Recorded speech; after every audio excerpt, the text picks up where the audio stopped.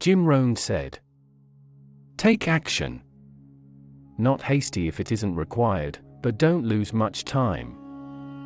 Here's the time to act. When the idea is hot and the emotion is strong, that's the time to act."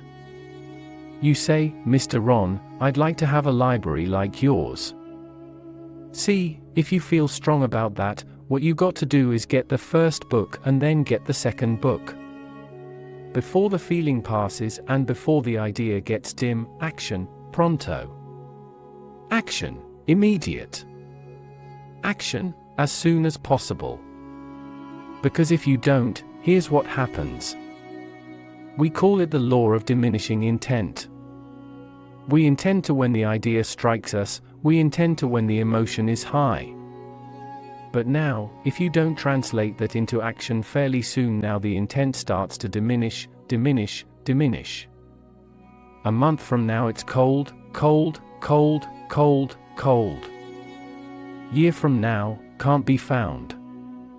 Act, set up a discipline when the emotions are high and the idea is strong and clear and powerful. That's the time to set up the discipline. Somebody talks about good health and you're stunned, says, "Right, I need to get a book on nutrition." Get the book before the idea passes and before the emotion gets cold. Go for the book. Start the library, start the process, fall on the floor, do some push-ups. Action.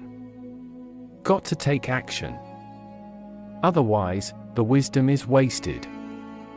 Otherwise, the emotion soon passes. Unless you put it into a disciplined activity, capture it. Discipline is called how to capture the emotion and how to capture the wisdom and translate it into equity, disciplines. Now, here's what's important about disciplines. All disciplines affect each other. In fact, here's a good philosophical phrase. Everything affects everything else. Nothing stands alone. Don't be naive in saying, "Well, this doesn't matter." I'm telling you, everything matters. There are some things that matter more than others, but there isn't anything that doesn't matter. We all pity the man who says, "Well, this is the only place I let down." Not true. Key to take home, every letdown affects the rest of your performance. Every letdown affects the rest. This is part of the educational process on personal development. If you don't take the walk around the block, you probably won't do the apple of the day. If you don't do the apple of the day, you probably won't start building your library.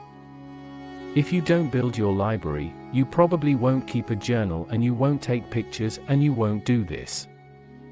You won't do wise things with your money, won't do wise things with your time, won't do wise things with your possibilities and relationships. The first thing you know, 6 years of that accumulated and we say you have messed up. The whole key to reversing that process now is to start picking up these disciplines. Now, here's the positive side. Every new discipline affects the rest of your disciplines. Every new one affects the rest. That's why action is so important. The least action, the smallest action. Take it because when you start accomplishing and the value starts to return from that one action, it'll inspire you to do the next one and the next one and the next one.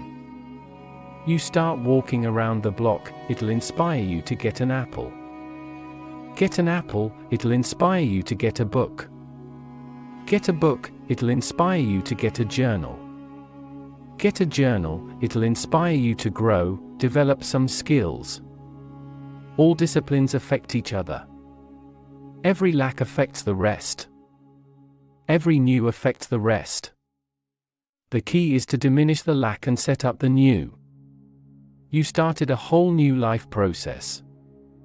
Key. Also, one more thought on discipline. Here's the greatest value of discipline: self-worth, self-esteem. People are teaching self-esteem these days, but they don't connect it to discipline. The least lack of discipline, and it starts to erode our psyche. One of the greatest temptations is to just ease up a little bit. The slightest lack of doing your best starts to erode the psyche. Instead of doing your best, doing just a little less than your best, sure enough. You say, well, it's just going to affect my sales. No, it's going to affect your consciousness. It's going to affect your philosophy. Now you've begun in the slightest way to affect your own philosophy. Here's the problem with the least neglect. Neglect starts as an infection, and if you don't take care of it, it becomes a disease. One neglect leads to another. The worst of all, when neglect starts, it diminishes our self-worth, our self-confidence, our self-value. You say, well, how can I get back my self-respect? I'm telling you, you don't have to go to 29 classes. All you have to do is start the smallest discipline that now corresponds to your own philosophy, like I should and I could and I will. No longer will I let neglect stack up on me so that I will have the sorry scenario 6 years from now, giving some excuse instead of celebrating my progress. That's the key to discipline. Let's get kids involved in the least of disciplines. One more, and then one more, and then another one, and then another one, and then some more. The first thing you know, you're starting to weave the tapestry of a disciplined life into which you can pour more wisdom and more attitude and more strong feeling, more faith and more courage. Now you've got something in a vessel in which to put it, and now the equity start to flow and the early return, I'm telling you, if you'll start this process, the early return will have you so excited, you'll commit yourself to this strategy for the rest of your life. You'll never go back to the old ways. Join a new crowd, join a new group. The discipline is to do it, take action. I recommended the last time I was here, the little book, Richest Man and Babylon, and I said, I've lectured now to over 3 million people in the last 33 years, and I've recommended this little book to almost all of them, I think. Guess how many have actually gone and got this little book? Answer, very few. My best guess is 10%. Such an easy thing to do. In that last seminar, I suggested this little book, number 1, is easy to find. Number 2, it's easy to buy. The most you can pay for it, $6, $7, $8. You can borrow that from your kids. Number 3, it's easy to read. It's in story form.